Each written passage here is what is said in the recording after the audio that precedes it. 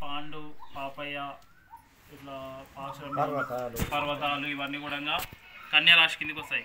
ఈ యొక్క కన్యారాశి వారి ఆదాయం ఏ విధంగా ఉందంటే కన్యారాశి వారికి 4 వాళ్ళ ఆదాయం ఉంది, 2 వాళ్ళ ఖర్చు ఉంది, 6 వాళ్ళ రాజపూజ్యం ఉంది, అవమానం కూడా 6 వాళ్ళు ఉంది.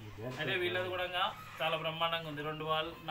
4 వాళ్ళు సంపాదిస్తే 2 వాళ్ళు ఖర్చు పెడతారు ఎవరు కన్యారాశి వాళ్ళు.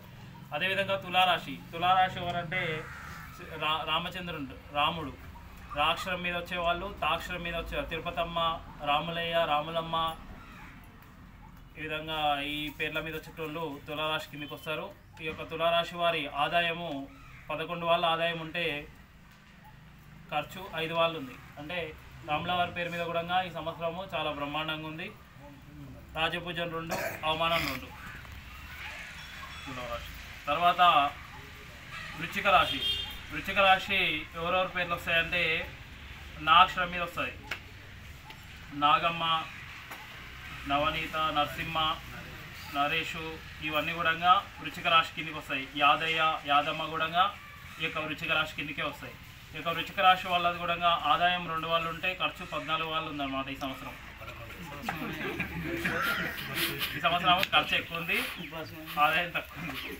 అయితే రాజపూజం 5 ఉంది, అవమానం 2 ఉంది. రాజపూజం కలిసి వచ్చింది ఈ సంవత్సరం వృశ్చిక రాశి వాళ్ళకి. 5 మంది సాయం చేసేటోళ్ళు ఉంటే అవమానించేటోళ్ళు 2 ఉన్నారు. ఈ సంవత్సరము ఆదాయం తక్కువ ఉండొచ్చు కానీ రాజపూజం ఎక్కువ ఉండడం వల్ల అన్నీ కలిసి వచ్చే పనులు ఎక్కువగా ఉంటాయి. అదేవిధంగా ధనస్సు రాశి ఎవరెవరికి వస్తుంది అంటే బాక్షరం మీద వస్తుంది. బాలమణి, బుచ్చమ్మ ఇవన్నీ కూడా భాస్కరు, దామోదరు ఇవన్నీ కూడా ధనస్సు రాశి కిందకి వస్తాయి. ఈ ధనస్సు రాశి వాళ్ళది ఏ విధంగా ఉందంటే ఆదాయం 5 వాళ్ళు ఉంది, ఖర్చు కూడా 5 వాళ్ళు ఉంది. మంచిగా ఉంది ఈ సంవత్సరం ధనస్సు రాశి వాళ్ళకి. రాజపూజం 1 ఉంది, అవమానం 5 ఉంది. ధనస్సు రాశి వాళ్ళకు కూడా ఈ సంవత్సరము మంచిగా ఉంది. అదేవిధంగా మకర రాశి వాళ్ళకి జాక్షరం మీద ఉండేటోళ్ళు వస్తారు. జంగమ్మ, జంగయ్య, జగను. అదేవిధంగా గాక్షరము గంగ, గీత, గాయత్రి, గణేషు ఇవన్నీ కూడా మకర రాశి కిందకి వస్తాయి అన్నమాట. ఈ యొక్క మకర రాశి వాళ్ళది ఏ విధంగా ఉందంటే ఆదాయం 8 ఉంది, ఖర్చు 14 ఉంది. వీళ్ళది కూడా మంచిగా ఉంది ఈ సంవత్సరం. రాజపూజం 4, అవమానం 5. అదేవిధంగా కుంభరాశి ఎవరెవరికి వస్తుంది అంటే సాక్షరం మీద సా అంటే సాయిలమ్మ, సాయి, ఏదైనా శిరీష ఇవన్నీ కూడా ఈ యొక్క కుంభరాశి కిందికి. కుంభరాశిలో ఆదాయము శివానంద్. అదేవిధంగా ఈ యొక్క కుంభరాశి వాళ్ళకి ఆదాయం 8 వాళ్ళు ఉంటే ఖర్చు 14 వాళ్ళు ఉంది.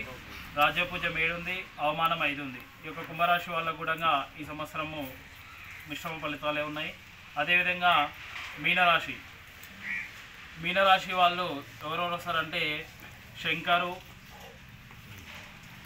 చాక్షరం మీద, షమ్మక్షరం మీద, తాక్షరం మీద ఈ యొక్క చిరంజీవి ఇవన్నీ కూడా మీనరాశి కిందకి వస్తాయి.